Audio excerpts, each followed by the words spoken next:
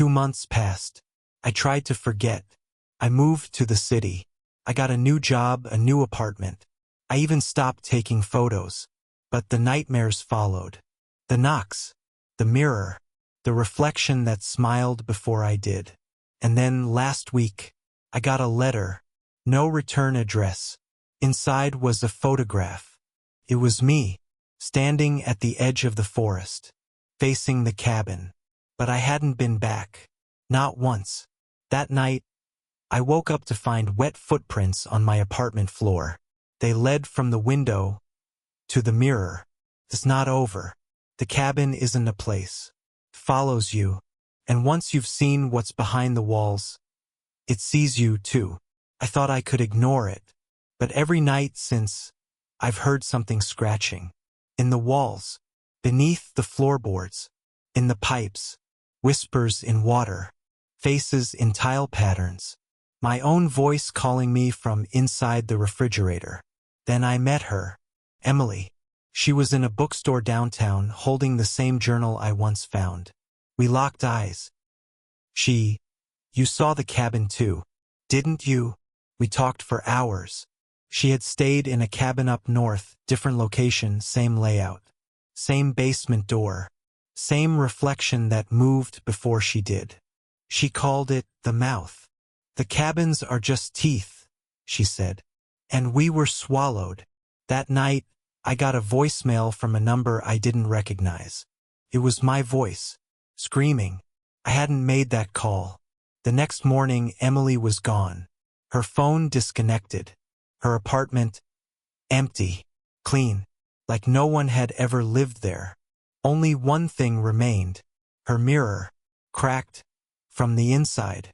I'm going back, to the cabin, or whatever is wearing its shape.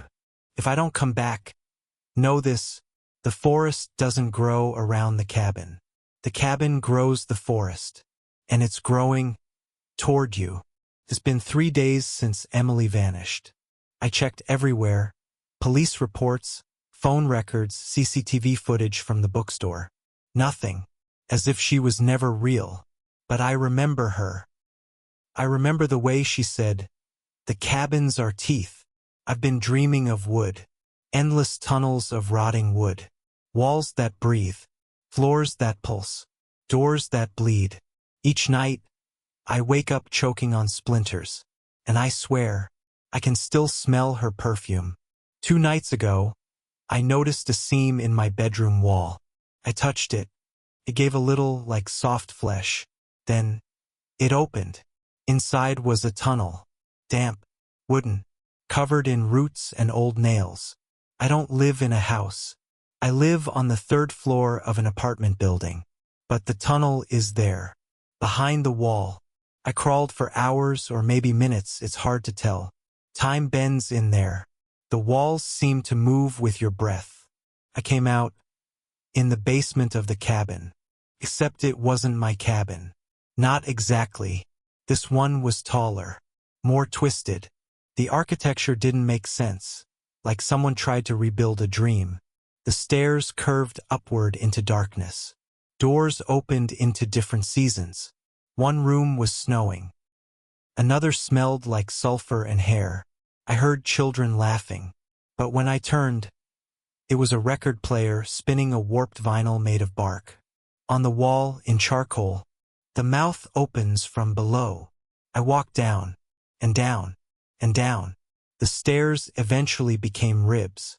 I found her, Emily. She was sitting at the center of what looked like a cathedral made of wood and teeth.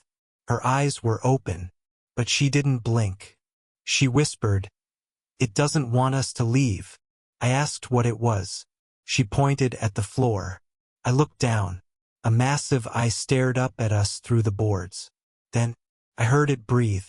The floor expanded like a lung, and the whole structure creaked like a throat preparing to swallow. Emily grabbed my hand. "Run," she said, "before it learns your name." We moved through a hallway of shifting shadows. Doors slammed shut before we reached them. One door opened. Behind it, I saw my childhood bedroom. But everything inside was rotting. We climbed through a window and landed, in a field. Daylight. It looked like we were free. But the sun felt wrong. Too still. The clouds didn't move. I checked my phone. No signal. The clock blinked midnight. Emily cried. We're still inside it. We followed a dirt path. It led to a new cabin. Taller. Narrower. Its windows were all mirrors. Inside, there was no furniture.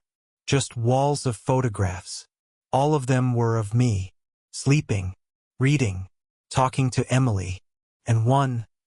From just now, me standing in front of this photo wall. Then came the voice. It sounded like all of us.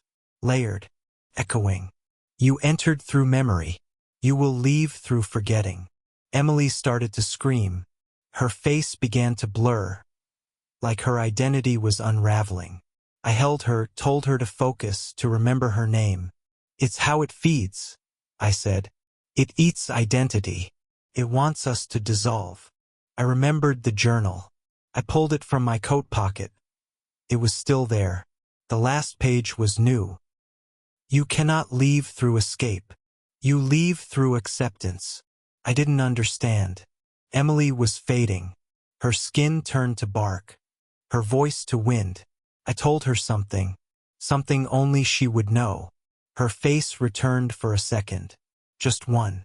She kissed my cheek and whispered, "Wake up." I opened my eyes in my apartment. The tunnel in the wall was gone. The mirror was whole. The air smelled clean.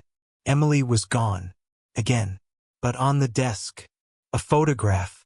Me and her in front of a cabin that doesn't exist on any map. I'm smiling. She's crying. And behind us, the door is open. Inside, something is waiting, watching. And it knows your name now too.